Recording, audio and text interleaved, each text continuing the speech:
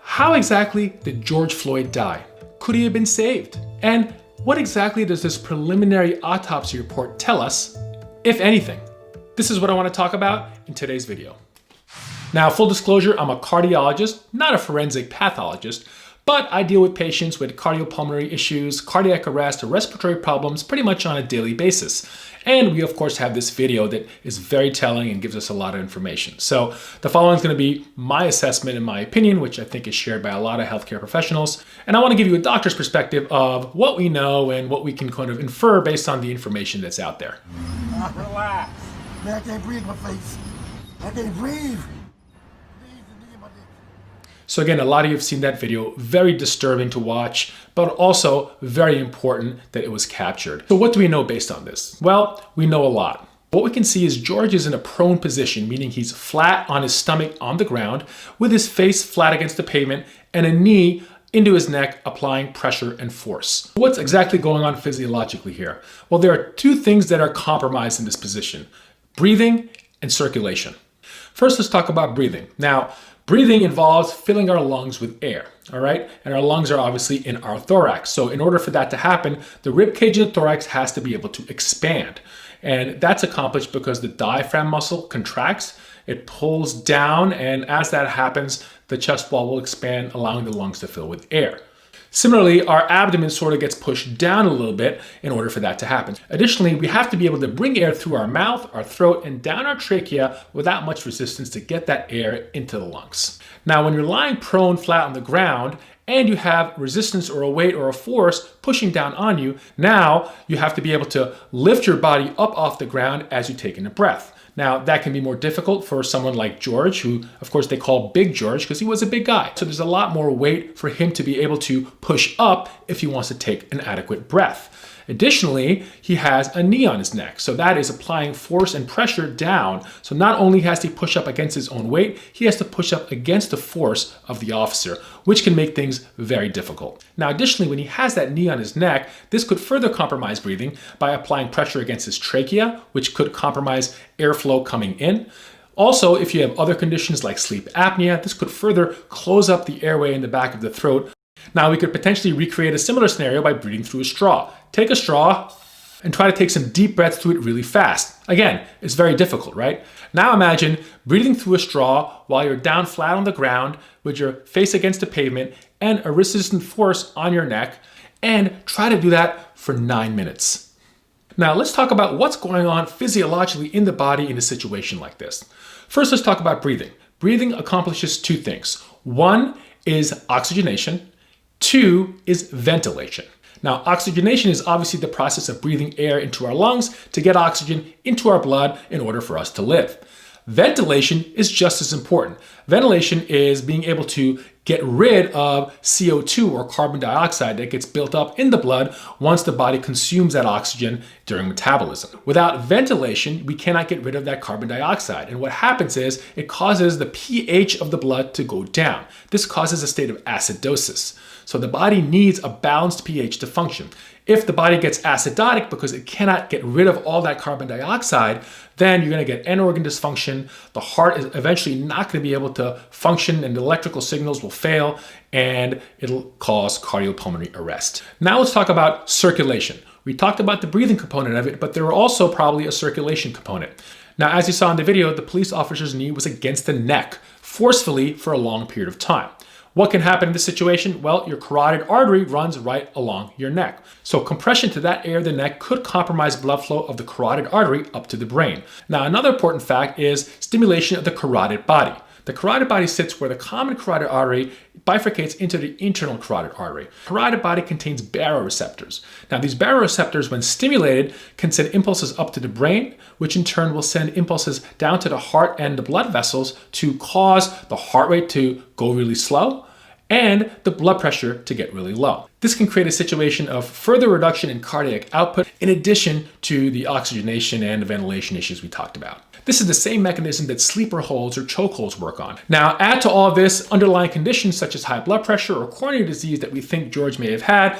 Obviously, that creates a bad situation where his reserves to be able to tolerate something like that are worse than people without those health conditions. So it was the perfect storm of badness. So your other question is, could George have been saved? We obviously watched this thing unfold sort of in real time, and people were there when he passed out, police were there, EMS was there, no CPR was done. We all saw that, but could have something have been done that could have potentially saved them? Well, let's look at the timeline.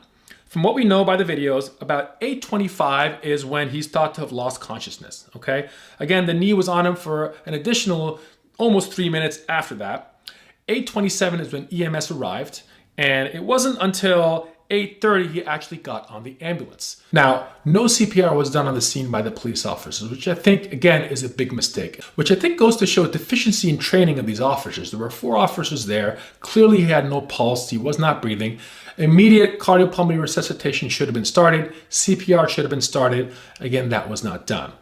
Now, by the time the EMS arrives, it's unclear. Now, at first, I sort of criticized them for not getting on him immediately and starting CPR, but one could argue either the police were instructing them not to do that at the scene, or if they wanted to get him onto the bus immediately and start resuscitation measures there, may not be unreasonable, because when you start it on the road, you're eventually going to have to get him up and get him into the bus. If that's what they were thinking, they probably should have gotten him up under the gurney into the ambulance as fast as possible, rather than the 3 minutes that it actually took. Because when you have a cardiac arrest patient, every second counts. This is why we put so much into bystander CPR, and as a cardiologist, seeing patients come in without a hospital cardiac arrest, the difference between those who live or die or have permanent brain damage are really the ones who get immediate CPR by a bystander.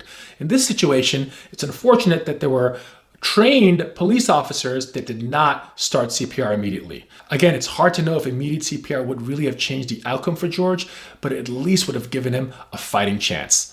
So in the end, we have a witnessed cardiac arrest where the patient was out for at least 6 minutes. Again, it's unclear at what point CPR was started in the ambulance, but minimum 6 minutes, which is a long time, especially for somebody with underlying heart or other medical problems. Finally, let's talk about this autopsy report. Now, I know this was a preliminary report, but these were still words in a statement put out by the medical examiner, and these are words they're going to have to stand by. Now, first of all, big picture, the report doesn't really give a cause of death. Additionally, it's very vague, and it actually even makes assumptions to facts that we may not even know exist. The full report is pending, but the statement they released reads, "The autopsy revealed no physical findings that support a diagnosis of traumatic asphyxia or strangulation. Mr. Floyd had underlying health conditions including coronary artery disease and hypertensive heart disease. The combined effects of Mr. Floyd being restrained by the police, his underlying health conditions, and any potential intoxicants in his system likely contributed to his death." Now, let's break this down line by line, because this is important. First of all, this was not traumatic asphyxiation, nor was it strangulation, right? So strangulation, when they're looking for signs of strangulation, you're basically looking for signs of someone getting choked.